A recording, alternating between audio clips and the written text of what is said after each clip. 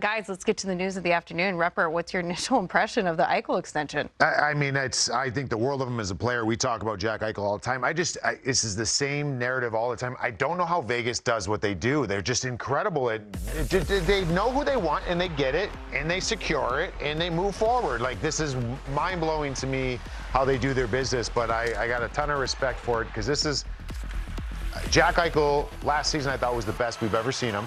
I think he was absolutely incredible at Four Nations. B, you and I were talking about it at length.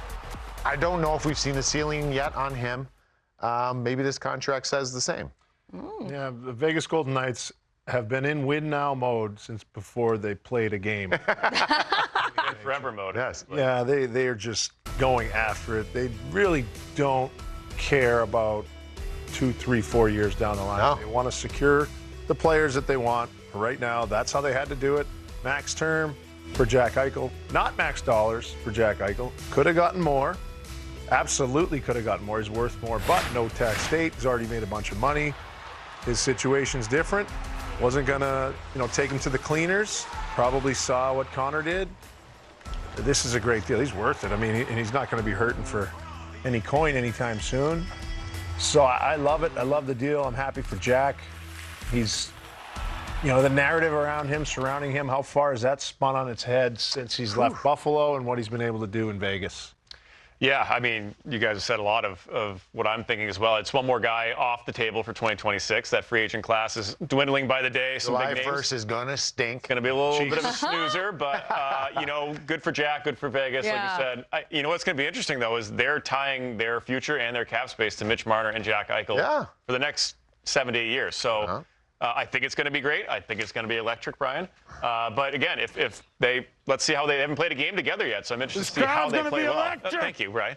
I want to see how they do together, because they are hitching their wagon to these two forwards for the foreseeable future. I don't think it's a bad bet at all, but it'll be interesting to see, since they have not played yet in a regular season game together. Yeah, if you're just joining us now, news breaking this afternoon. Jack Eichel is signing an 8-year extension worth $108 million. Will be with the Golden Knights for the foreseeable future. Boiler, you just touched on the McDavid deal that was done yesterday. Obviously very team-friendly. I think in this room you guys called it selfless, which I can see. But if you take a look at this for some more context, talking about the highest AAV beginning next season. Well, Eichel's third on this list, so not too bad when you look at the deal that he got for himself, right, Rupper?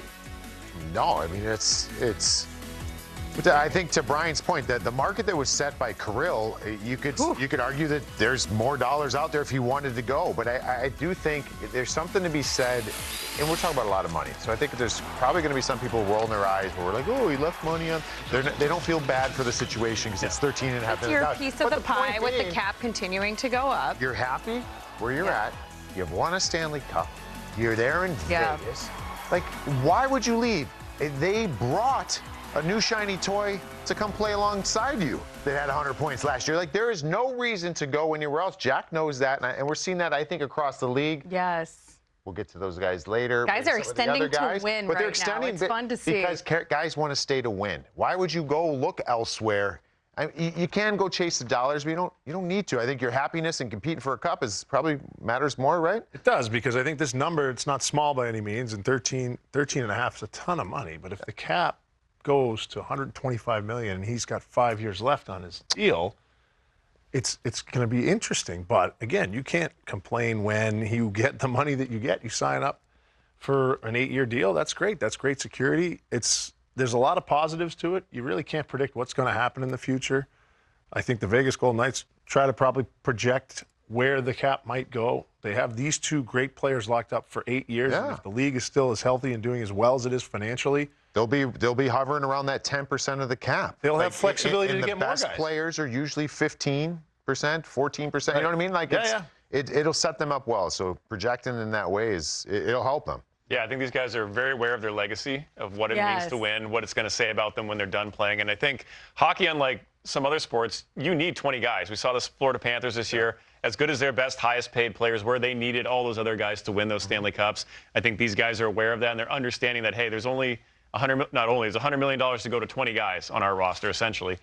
It has to go somewhere else if I want to win, if I need help. I can't do it all myself. I only play 20, 25 minutes a night. It's not basketball where you can play the whole game and win a game single-handedly. So I like the self-awareness of these guys in terms of what does winning mean to me versus what does the extra Spread the couple love. $1 million You have mean to to me. leave So room in I think the it's a cap. great sign for the league and the superstars in this league.